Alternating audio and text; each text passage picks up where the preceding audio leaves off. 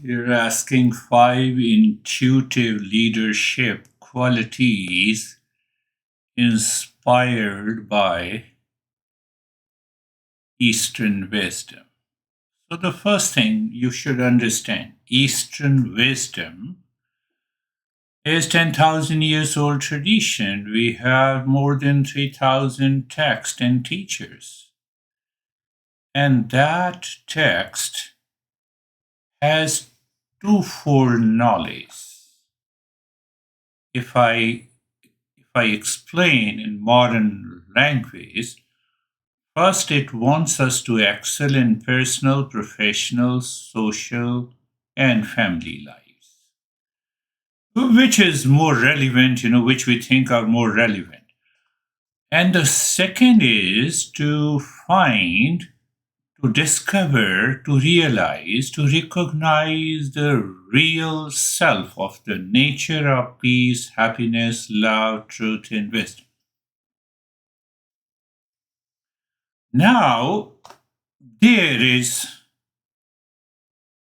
a caveat. If my personal, professional, social, family lives is based on my personality or ego, which the Eastern wisdom says falsi, I will have a problem, challenges every day, every moment, in every event, in every.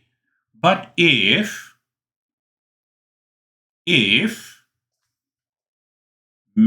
real self expresses through your personal, professional, social, and family lives. Here we are talking about the professional lives, the leadership qualities.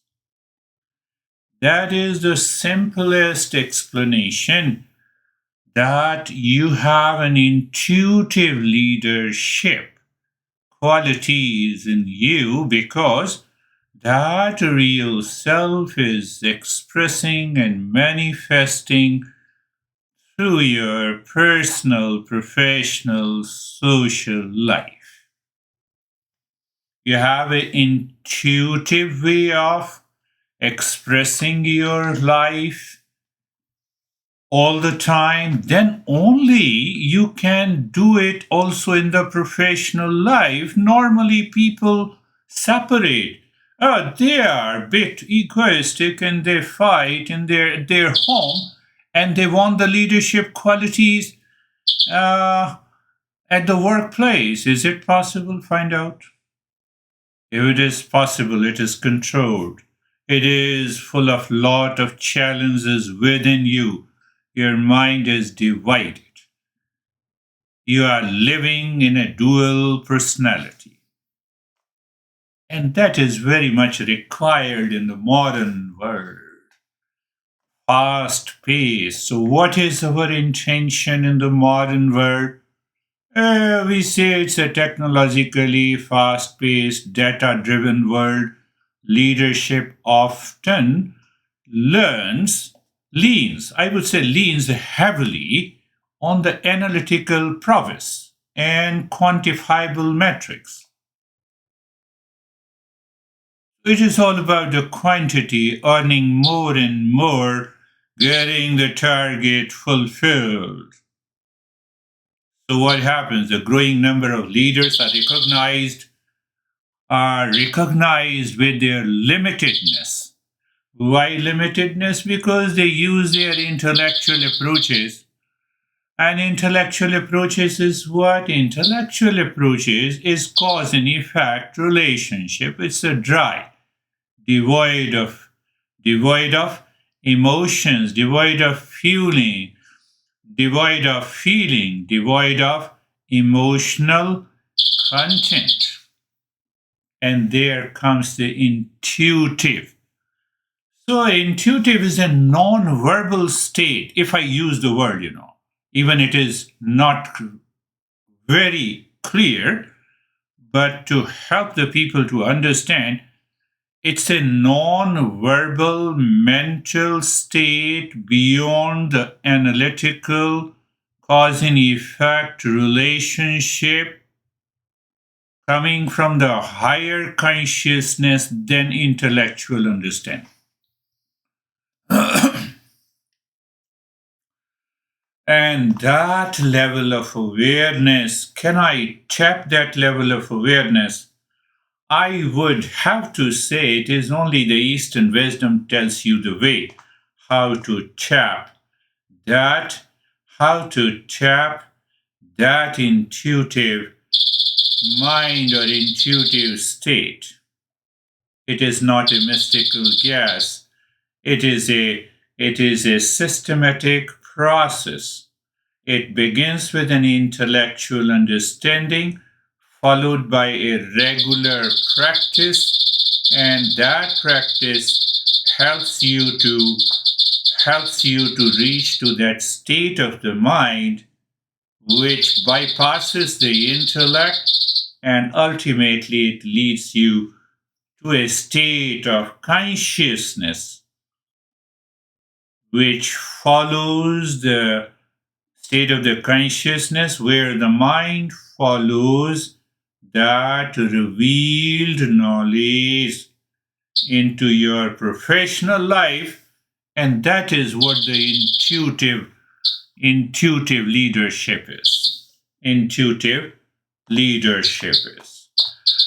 It may look foreign to you, but I would give you a couple of first is the power of discernment.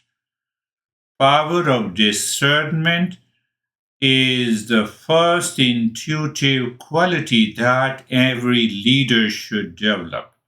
Where is this power of discernment? We have to go back to the basic principles of Eastern wisdom, the difference between the real and the false, apparent and the absolute real, superficial and the real. And that takes a little bit of understanding. When you learn from a traditional teacher, you understand what is permanent, what is temporary, what is false, what is real.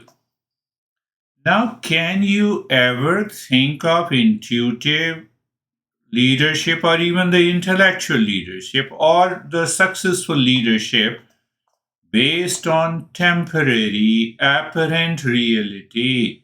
So, if you understand what is permanent and what exactly is real versus what is false, you are full of enthusiasm, clarity, and the purity of the mind by which you lead people. Second problem of modern leadership, that where the Eastern wisdom can work, and the second quality of the intuitive leadership, it is a sense of dispassion. You get rid of the delusion from your mind. Even the intellect can create a lot of delusion. So you are free from excessive attachment to material possessions and outcome and ego. Your focus, what you received from the first intuitive leadership quality, that is the power of discernment, that power of discernment uh, helps the mind to undergo a transformation. It brings that emotional resilience. It decreases the dependency. It gets you rid of the attachment and obsession and the ego and the reaction and the anger and agitation. You are ready to solve the problem with clarity, with peace and calm. But then we can have many other intuitive qualities in the leadership coming from the Eastern wisdom. So the first is the clarity of observation from at the intellectual level, then at the intuitive level. What do you need? What qualities, intuitive qualities you need? We normally say it is sama and dhamma. Sama and dhamma. Sama pertaining to the mind means that Now the mind is 100% available to you. Mind is divided. Oh, this guy is not doing the work. So mind is already divided. Mind is not 100% available to you. So Sama and Daba makes your mind 100% available with reference to the real, with reference to the knowledge. And that is one of the greatest intuitive qualities of the leadership. There are 10 people you want to lead, and all those 10 people have divergent views. And then your mind sticks to one and it leaves the others. So you are ignoring that. No, not all the 10 people follow it. So that there is another quality of withdrawal. I'm explaining in a very simple way.